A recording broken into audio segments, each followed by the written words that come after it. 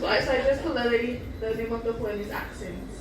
Alright, so I'll be presenting that poem for you now. Do you speak Creole?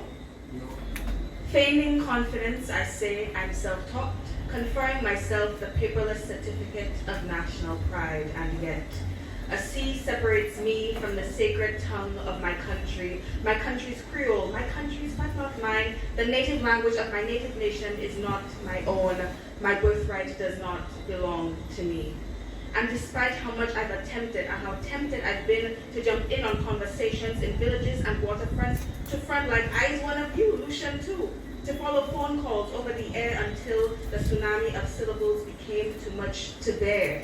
Edie queeks and Creole quips fly over my head, and instead I'm left listening for bits of conversations until the vocabulary sticks. I remain an island within an island. I look to that ocean of heritage from the shore. I don't swim, I study from a distance.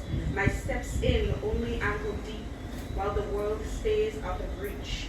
Every word I learned is a harpoon hurled into the depths of something I will never get to see. Some French slave master must be laughing in his grave that I mastered the parlance of Paris before the patois of Piaille, that the African languages of my ancestors are as good as Greek to me.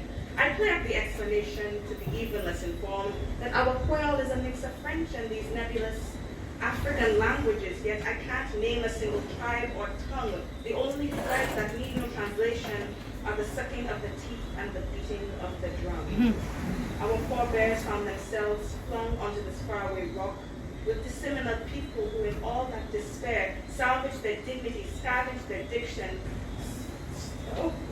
sprung up their dialects from the dirt of the plantation, and sewed together bright patterned scraps of languages from across the continent, piercing them together with the imperial needle and the colonial thread. We do beautiful things with the language of the people who wanted us dead.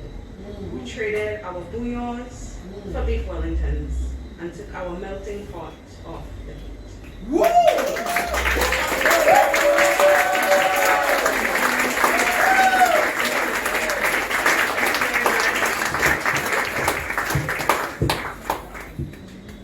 And my second poem that I will be performing is one that I've performed many times before, known as Diaspora.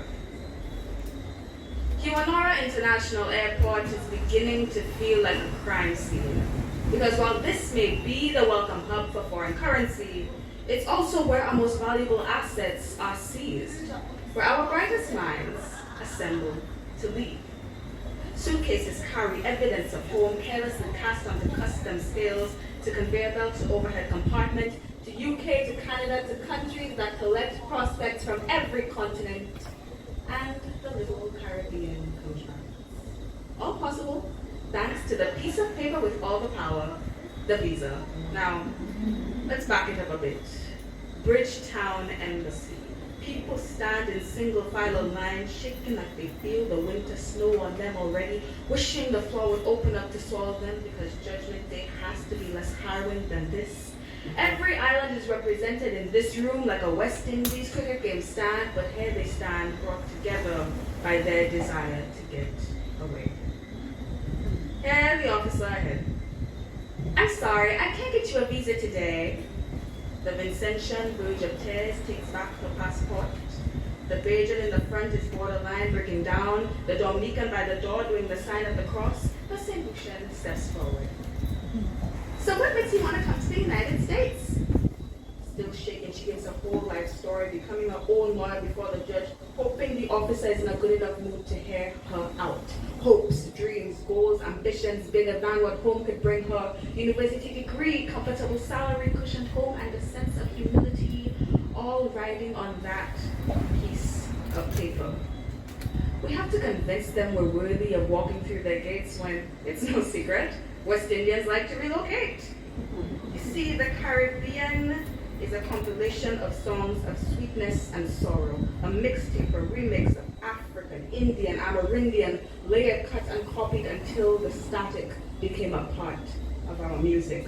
Without the barriers and borders that bind us, tiny islands become millions strong. We always had the potential to be prodigies, but The Caribbean, cramped and constrained, is a cage cutting aspiration short, so we send ourselves away. Now, hear what people tell me. So what you doing after community college? It's a polite way of asking, when are you getting out of that country?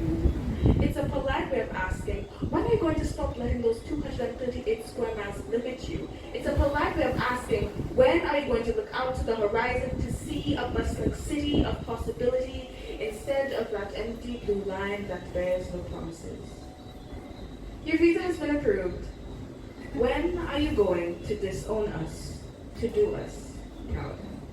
Thank you very much.